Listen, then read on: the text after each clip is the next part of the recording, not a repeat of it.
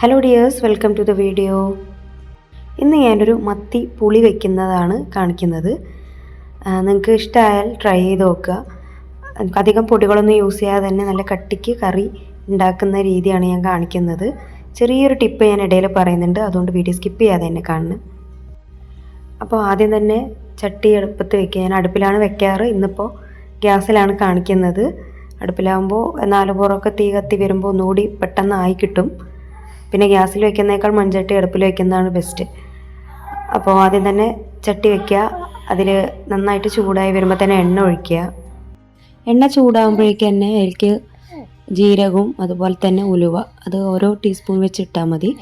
അതൊന്ന് മൂത്ത് നല്ല മുരിഞ്ഞ് വരുന്ന സമയത്താണ് നമുക്ക് ഉള്ളി ഇടേണ്ടത്.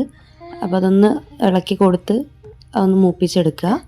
അതിന് ശേഷം ഒരു ചെറിയ വലിയ ഉള്ളിയും ഒരു 3-4 ചെറിയ ഉള്ളിയാണ് ഞാൻ എടുത്തിട്ടുള്ളത്. ഒരു പിടി ഉള്ളി, രണ്ടും കൂടി ഒരു പിടി ഉണ്ടാവുള്ളൂ. അത് നന്നായിട്ട് മൂപ്പിച്ചെടുത്ത് കഴിഞ്ഞാൽ ഉള്ളി ഇഷ്ടമല്ലാത്തവർക്കൊക്കെ അത് നന്നായിട്ട് മൂപ്പിച്ചെടുത്ത് കഴിഞ്ഞാൽ അറിയില്ല. എനിക്ക് ചെറുതായിട്ട് ഉള്ളി ഇട്ടിന് ഇഷ്ടമായതുകൊണ്ട് ഒരു ഏകദേശം 3/4 മൂത്ത് കഴിഞ്ഞാൽ ഞാൻ പിന്നെ നെക്സ്റ്റ് ഇൻഗ്രീഡിയൻറ്റ് ചേർക്കുകയാണ് ചെയ്യാറ്.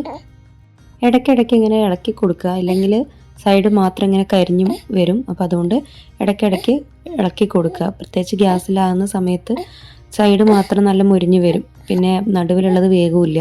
അപ്പോൾ അതുകൊണ്ട് നന്നായിട്ട് ഇളക്കി തന്നെ വയ്ക്കുക.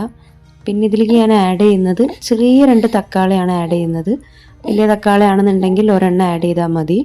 പിന്നെ അതുപോലെ പുളി കൂടുതൽ യൂസ് ചെയ്യുന്നവരാണെന്നുണ്ടെങ്കിൽ തക്കാളി ഒരു അരപ്പുളിയൊക്കെ യൂസ് ചെയ്താലും മതി.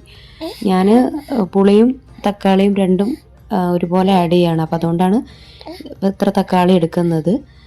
തക്കാളി അത് കട്ട് ചെയ്തിടുക. പിന്നെ അതുപോലെ തന്നെ ഏറ്റവും നന്നായി സ്ലൈസ് ചെയ്തിടുകയാണെന്നുണ്ടെങ്കിൽ പെട്ടെന്നായി കിട്ടും. ഞാൻ കുറച്ചുകൂടി വലുപ്പത്തിലാണ് ഇടുന്നത്. നല്ല ചെറുതാക്കി അരിയാണെന്നുണ്ടെങ്കിൽ പെട്ടെന്ന് മൂത്ത് കിട്ടും. പിന്നെ അതിലേക്ക് ഞാൻ ഒരു 10 ചെറിയ വെളുത്തുള്ളിയാണ്. വലിയ വെളുത്തുള്ളിയാണെന്നുണ്ടെങ്കിൽ 2-3 ഇട്ടാൽ മതിയാവും. ഒരു 10 ചെറിയ വെളുത്തുള്ളി, ചെറിയ അല്ലിയാണ്. അപ്പോൾ അതുകൊണ്ടാണ് അത്രണ്ണം എടുക്കുന്നത്. ഇഞ്ചി ഇഷ്ടമുള്ളവർക്ക് ഇഞ്ചി യൂസ് ചെയ്യാം. ഞാൻ ചിലപ്പോഴൊക്കെ യൂസ് ചെയ്യാറുണ്ട്, ഇപ്പോൾ ഞാൻ യൂസ് ചെയ്തിട്ടില്ല. അപ്പോൾ ഇഞ്ചി എടുക്കുമ്പോൾ നീളത്തിൽ അരിഞ്ഞിടുകയാണെങ്കിൽ അതൊന്നുകൂടി ആ ഒരു ടേസ്റ്റ് വേറെ കിട്ടും. അങ്ങനെ അത് എല്ലാം ഇട്ടതിന് ശേഷം പച്ചമുളക് വേണ്ടവർക്ക് യൂസ് ചെയ്യാം. ഞാൻ ഈ കറി റെഡ് കളർ ആയിരിക്കുമല്ലോ ഉണ്ടാവുക, അപ്പോൾ അതുകൊണ്ട് അത് കിട്ടാൻ വേണ്ടിയിട്ട് മുളക് പൊടി മാത്രമാണ് യൂസ് ചെയ്തിട്ടുള്ളത്. പച്ചമുളക് യൂസ് ചെയ്യുന്നവർക്ക് യൂസ് ചെയ്യാം, ഞാൻ യൂസ് ചെയ്യലില്ല. ഞാൻ കാശ്മീരി ചില്ലി യൂസ് ചെയ്തിട്ടാണ് ഈ കറി ഉണ്ടാക്കുന്നത്. സാധാ മുളക് പൊടി യൂസ് ചെയ്താലും എരിവ് കൂടും, അപ്പോൾ അതുകൊണ്ട് കാശ്മീരി ചില്ലിയാണ് യൂസ് ചെയ്യാറ്. പിന്നെ ഇതിലേക്ക് ഒരു 2 കറിവേപ്പില ആഡ് ചെയ്ത് കൊടുക്കുന്നുണ്ട്. ഈ സമയത്ത് വേണമെങ്കിൽ നിങ്ങൾക്ക് ഉപ്പ് ആഡ് ചെയ്യാം. ഉള്ളി ഇടുമ്പോൾ തന്നെ ഞാൻ ചിലപ്പോൾ ഓർമ്മയോടുകൂടി ഇടും, ചിലപ്പോൾ മറന്നു പോവും. അപ്പോൾ ഞാൻ ഈ കറിവേപ്പില ഇട്ടതിന് ശേഷമാണ് മസാല ഇടുന്നത്. അപ്പോൾ ആ സമയത്താണ് ഉപ്പ് ഇടുന്നത്. ഉപ്പ് ഒരു 2 സ്പൂൺ ഉപ്പ് ഇടുന്നുണ്ട്, പിന്നെ നോക്കിയിട്ട് പിന്നെ ഇടാം. പിന്നെ കറി കട്ടി കിട്ടാൻ ഞാൻ 2 സ്പൂണ് മല്ലിപ്പൊടിയാണ് യൂസ് ചെയ്യുന്നത്. ഞാൻ ഒരു ടിപ്പ് ഇടയിൽ പറയുന്നുണ്ട്, അത് സ്കിപ്പ് ചെയ്യുന്നവർക്ക് മല്ലിപ്പൊടി കുറച്ചുകൂടി ആഡ് ചെയ്യുന്നതായിരിക്കും നല്ലത്. പിന്നെ കാശ്മീരി ചില്ലി ആയതുകൊണ്ട് നമുക്ക് 2-3 സ്പൂണൊക്കെ യൂസ് ചെയ്തുകൊണ്ട് വലിയ എരിവ് വരില്ല. അപ്പോൾ 3 സ്പൂണ് കാശ്മീരി ചില്ലി യൂസ് ചെയ്തു. പിന്നെ ഒരു 1/2 ടീസ്പൂണോളം മഞ്ഞൾപ്പൊടി യൂസ് ചെയ്തിട്ടുണ്ട്. ഇത്രയാണ് ഇതിൽ മസാല യൂസ് ചെയ്യുന്നുള്ളൂ. പിന്നെ ഫിഷ് മസാലയൊക്കെ ഉള്ളവർക്ക് യൂസ് ചെയ്യാം. ഞാൻ വാങ്ങിക്കാറില്ല, ഞാൻ ഇങ്ങനെ തന്നെയാണ് കറി വയ്ക്കാറുള്ളത്. അപ്പോൾ അതുകൊണ്ട് ഫിഷ് മസാലയൊന്നുമില്ല. അപ്പോൾ ഇത്ര ഇട്ടിട്ട് അത് നന്നായിട്ടൊന്ന് മൂപ്പിച്ചെടുക്കുക. അതിനുശേഷം പിന്നെ അതിലേക്ക് ഞാൻ പുളി പിഴിഞ്ഞ വെള്ളമാണ് യൂസ് ചെയ്യുന്നത്. അത് നമുക്ക് ആവശ്യത്തിന് പുളിക്ക് അനുസരിച്ച് എടുക്കാം. തക്കാളി കുറവാക്കുമ്പോൾ പുളി കൂടുതൽ എടുക്കണം. ഇതിപ്പോൾ തക്കാളി ഞാൻ 2 ചെറിയ തക്കാളി എടുത്തത് കാരണം പുളി അതിനനുസരിച്ചിട്ട് ആവശ്യം നോക്കിയിട്ടാണ് ഒഴിച്ചിട്ടുള്ളൂ. പിന്നെ അതിലേക്ക് ആവശ്യമായ വെള്ളം യൂസ് ചെയ്യുക. നമുക്ക് എത്ര കറിയാണോ വേണ്ടത് അതിനനുസരിച്ച് വെള്ളം യൂസ് ചെയ്യുക. അപ്പോൾ വെള്ളം ഒഴിക്കുമ്പോൾ കറി നല്ല ലൂസായിട്ടുള്ള പോലെ ആയിരിക്കും ഉണ്ടാവുക. അപ്പോഴാണ് ഞാൻ പറയുന്നത് ആഡ് ചെയ്യേണ്ടത്. ഇപ്പോൾ ഈ സമയത്ത് നമുക്ക് വേണമെങ്കിൽ ഉപ്പ് നോക്കിയിട്ട് ഉപ്പ് ആഡ് ചെയ്യാം. ഞാൻ കുറച്ച് ഉപ്പ് കുറവുണ്ടായിരുന്നു, അപ്പോൾ കുറച്ച് ഉപ്പ് ആഡ് ചെയ്തിട്ടുണ്ട്.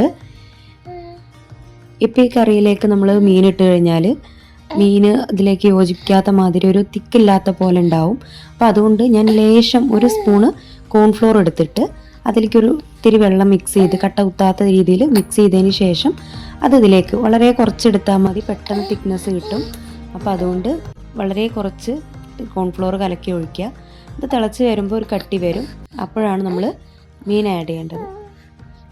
ഇപ്പോൾ കോൺഫ്ലോർ ഒഴിച്ച് നന്നായിട്ട് മിക്സ് ചെയ്ത് വെച്ചിട്ടുണ്ട്. ഇനി ഇതൊന്ന് തിളച്ച് വരട്ടെ. അപ്പോൾ സൈഡിലൊക്കെ തിള വന്ന് തുടങ്ങിയിട്ടുണ്ട്. ഞാൻ എത്ര മീനാണ് എടുക്കുന്നത്, ഒരു 1/2 kg ആയിരുന്നു വാങ്ങിയിട്ടുണ്ടായിരുന്നത്. അപ്പോൾ അതെടുത്തു. നന്നായിട്ട് വെട്ടി തിളയ്ക്കുന്ന സമയത്ത് ഇതിലേക്ക് മത്തിക്കൊന്നും അധികം വേവില്ല. അപ്പോൾ അതുകൊണ്ട് മത്തി ഇട്ടതിന് ശേഷം ഒന്ന് നന്നായിട്ട് തിളച്ച് കഴിഞ്ഞാൽ ഫ്ലെയിം ഓഫ് ചെയ്യാം. അപ്പോൾ മത്തി ഇട്ടിട്ടുണ്ട്. ഇപ്പം കറി എത്രയാണോ അതിനനുസരിച്ചിട്ട് തന്നെയാണ് മത്തിയും വന്നിട്ടുള്ളത്. ഒരേ അളവിനാണ് നിൽക്കുന്നത്, വെള്ളം പോലെ നിൽക്കുന്നൊന്നുമില്ല. പിന്നെ മീൻകറി ഉണ്ടാക്കുന്ന സമയത്ത് ഈ കയ്യിൽ പോലത്തെ സംഭവങ്ങൾ, അതായത് കുണ്ടുള്ള സംഭവം എടുക്കാതിരിക്കാൻ, സ്പൂൺ പോലത്തെ എടുക്കാതിരിക്കുകയാണ് ബെസ്റ്റ്. കാരണം മീൻ ഉടഞ്ഞു പോകാൻ സാധ്യതയുണ്ട്. മീൻ ഇട്ടതിന് ശേഷം ഒന്ന് അടച്ച് വെച്ച് വേവിക്കുക, ഒന്ന് തിളയ്ക്കുന്ന വരെ. അത് കഴിഞ്ഞിട്ട് ആ തവി കൊണ്ട് തന്നെ ഇളക്കുക. അല്ലാതെ ചട്ടകം പോലത്തെ അല്ലാത്ത എടുക്കുന്ന സമയത്ത് മീൻ നന്നായിട്ട് ഉടഞ്ഞു പോകും. പിന്നെ നമുക്ക് കറി എടുക്കുന്ന സമയത്ത് മീൻ ഉടഞ്ഞിട്ടായിരിക്കും ഉണ്ടാവുക. അപ്പോൾ അതുകൊണ്ട് ചട്ടകം പോലത്തെ കെയിലുകൾ തന്നെ എടുക്കാൻ ശ്രദ്ധിക്കുക. പിന്നെ മീൻ വെന്തോന്നറിയാൻ ജസ്റ്റ് ഒന്ന് എടുത്തിട്ട്, മീൻ വെന്തിട്ടുണ്ടാവും എന്നാലും ജസ്റ്റ് കാണിക്കാൻ വേണ്ടിയിട്ടാണ്. അതൊന്ന് ജസ്റ്റ് എടുത്തിട്ട് ഒന്ന് പിച്ച് നോക്കിക്കഴിഞ്ഞാൽ പെട്ടെന്ന് വരും, അതാണ് വേവ്. അങ്ങനെ അതൊക്കെ കഴിഞ്ഞ് ഇപ്പോൾ കറിയൊക്കെ റെഡി ആയിട്ടുണ്ട്. ലാസ്റ്റായിട്ട് കുറച്ച് വെളിച്ചെണ്ണ എടുക്കുക. ഇപ്പോൾ ഗ്യാസ് ഫ്ലെയിം ഞാൻ ഓഫ് ചെയ്തിട്ടുണ്ട്. ഇനി ഇത് മൺചട്ടി ആയതുകൊണ്ടാണ് പിന്നെയും തിളച്ചുകൊണ്ടിരിക്കുന്നത്. അതിലേക്ക് കുറച്ച് വെളിച്ചെണ്ണ ഒഴിച്ച് ഒരു 2 കറിവേപ്പിലയും കൂടി ഇട്ടിട്ട് നമുക്ക് ഇത് ഇറക്കി വയ്ക്കാവുന്നതാണ്. അങ്ങനെ പിന്നെ ഉച്ചയായി ചോറ് കഴിക്കാൻ വേണ്ടി ഞാൻ കറി എടുത്തിട്ടുണ്ടായിരുന്നു. കറി എടുത്തപ്പോൾ ഇങ്ങനെ റെഡിഷ് കളറായിരുന്നു. അങ്ങനെ എൻ്റെ മീൻപുളി കൂട്ടിയിട്ട് ഞാൻ ചോറുണ്ണാൻ പോവാണ്.